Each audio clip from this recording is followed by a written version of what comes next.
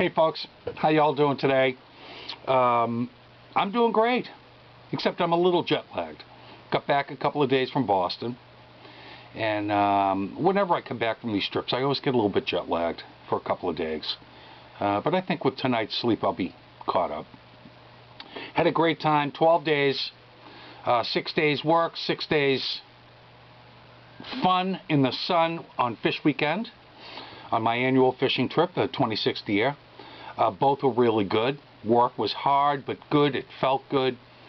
And you know, these trips sometimes, I go 2 to 3 times a year, and these trips sometimes are, even though they're a work trip, it's a little bit of a vacation, because most of you know I'm a stay-home dad, and so these trips are sort of like to get out on my own. I basically don't have to worry about other people. I worry about my own schedule of work, and it's good. At Fish Weekend, I'll be making a Fish Weekend video. I took a lot of video footage, so I'll be putting that together when I get a chance. I was, of course, following the news while I was over there, especially the BP catastrophe, the oil catastrophe in the Gulf. And there's just 2 quick things I want to talk about. Okay. First thing I want to talk about was this Vessels for Opportunity thing. I made a video about them a month ago, I think. And sure as shit, you know, it's BP lip service. You know, yes, they have hired some boats to go out. Many of the boats are from, not even from the Gulf states. They're hiring people from out of state. There are thousands of boats, fishermen, whose livelihoods have been destroyed, who never heard. They've signed up, who've never heard. Recently, like 2 nights ago, went to a meeting, and BP gave them the runaround. Yeah, you're not in the system, something's wrong, blah, blah, blah.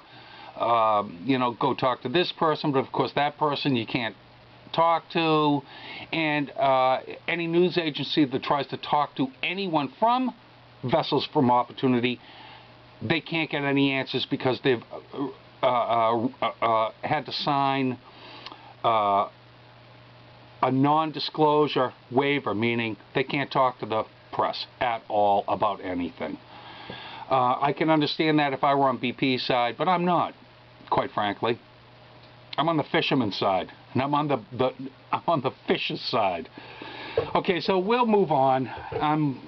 You know, it's the usual BP crap that's going on. I want to move on to the Honorable, and let me get this straight.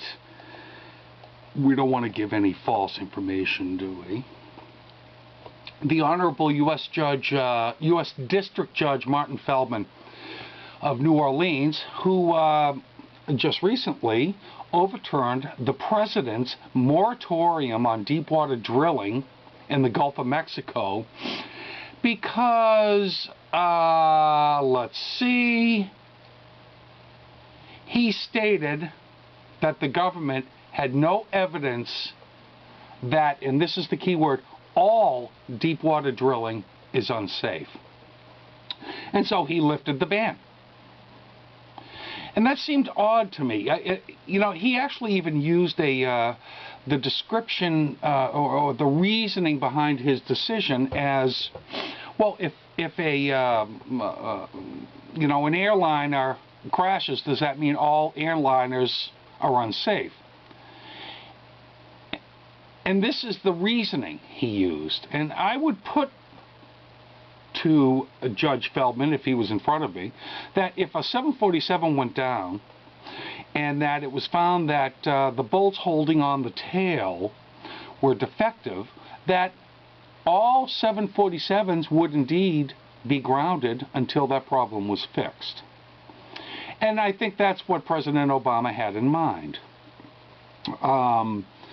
But the fact of the matter is, and you all know that I think there should be a moratorium on all Gulf drilling until safety measures are really put into place, especially this same catastrophe happened on a smaller scale, thankfully, in 1979, and no safety measures have been advanced since then. So it's time to stop drilling in the Gulf until it is assured that it is safe. But forget all that. I did a little investigation on the Honorable U.S. District Judge Martin Feldman, and found out, not to my surprise, that his financial holdings in oil is vast. It includes holdings in Transocean, the company that owns the faulty rig that caused this catastrophe. He has financial holdings in Transocean, and he's the guy that has the power to overrule our president, the President of the United States, who's put a moratorium on deep water drilling for 6 months. Because, as he has said, I don't want to get anything wrong here, the government had no evidence that all deep water drilling is unsafe.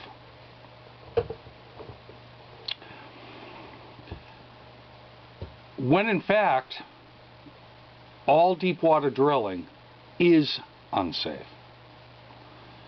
I personally believe all water drilling is unsafe, as being proven in 1979 with the Mexican catastrophe oil spill, and this one. And since then, absolutely no safety measures have been improved.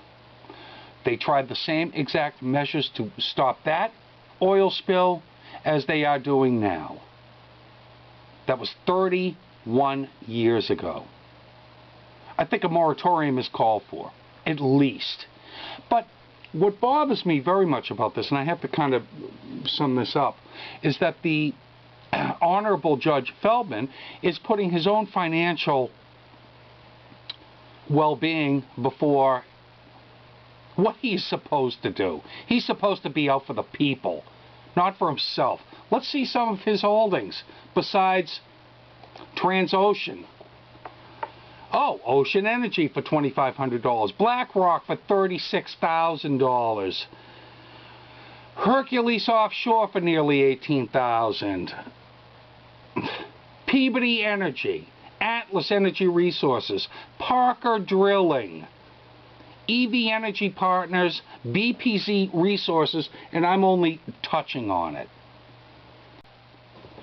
I got a great idea. How about a moratorium on judges who think that their own personal finances are more important than the well-being of the people that they're supposed to be protecting?